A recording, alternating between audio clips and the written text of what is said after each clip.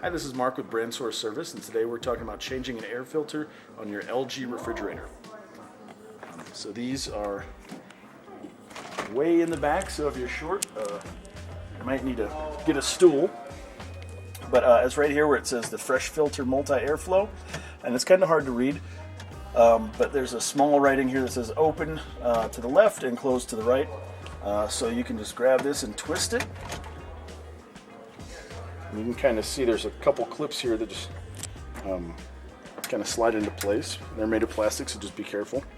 And then your air filter just pops out. And then you can pick these up at a local appliance store or Home Depot, Lowe's, Best Buy, Appliance Factory Outlet. All these places have it.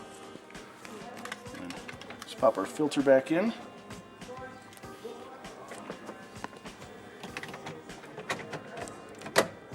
Turn that back in place, and you're good to go. Stay tuned weekly for more videos.